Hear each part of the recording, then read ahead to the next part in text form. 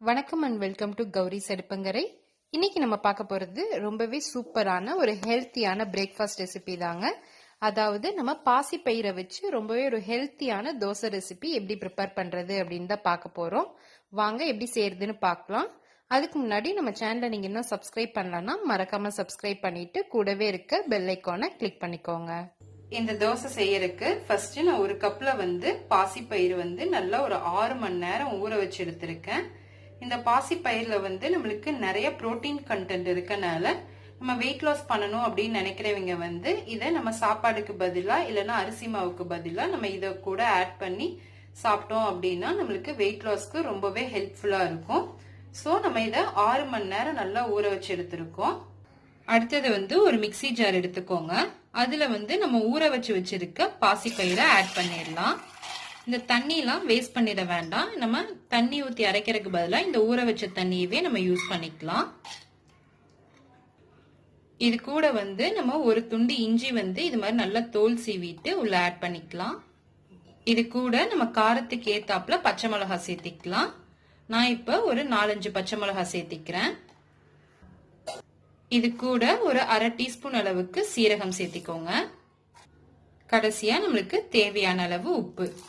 இத போட்டு நம்ம நல்லா மைய அரைச்சிட்டு வந்துடலாம். நல்லா மைய அரைச்சு எடுத்தாச்சு. பாருங்க, இது மாதிரி அரைச்சுக்கணும். அடுத்தது நம்ம அரைச்சு வச்சிருக்கிறத ஒரு பாத்திரத்துக்கு மாத்திடலாம். இது கூட நம்ம நார்மலா வீட்ல இட்லி தோசைக்கு யூஸ் பண்ற மாவை ஒரு 2 கரண்டி அளவுக்கு ஆட் பண்ணிக்கலாம். நம்ம அந்த பருப்பை அரைச்சு எடுத்ததுல பாதிக்கு இல்லைன்னா பாதிக்கு குறைவாவே இந்த மாவை எடுத்தா போதும். இதுல நம்மளுக்கு புரோட்டீன் கண்டென்ட் தான் அதிகமா இருக்கும். இந்த அளவுக்கு மட்டும் நம்ம ஊத்தி இது எல்லாத்தையும் நல்லா கலந்துக்கலாம்.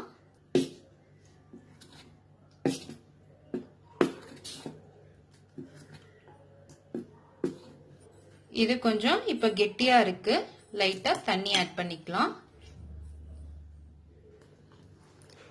உங்களுக்கு எந்த கன்சிஸ்டன்சில வேணுமோ அந்த கன்சிஸ்டன்சிக்கு கலந்து எடுத்துக்கோங்க.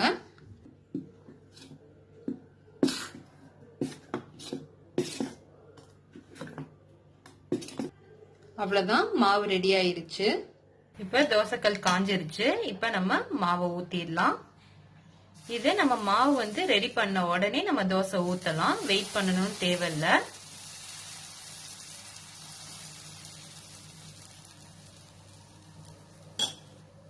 சுத்தி எண்ணெய் விட்டுக்கோங்க.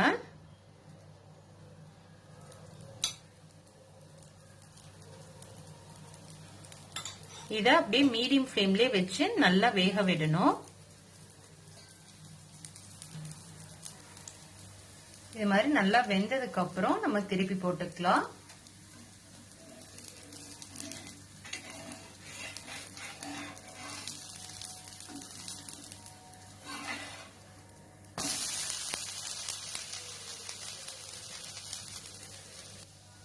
இந்த தோசைக்கோட நீங்க தேங்காய் சட்னி, தக்காளி சட்னி எல்லாமே ரொம்பவே சூப்பரா இருக்கும். நீங்க சாம்பார் கூட வச்சு சாப்பிடலாம். ரொம்ப டேஸ்டா இருக்கும். இது மாதிரி நீங்களும் ட்ரை பண்ணி பாருங்க. அவ்வளவுதான், வெந்துருச்சு. நம்ம எடுத்துடலாம்.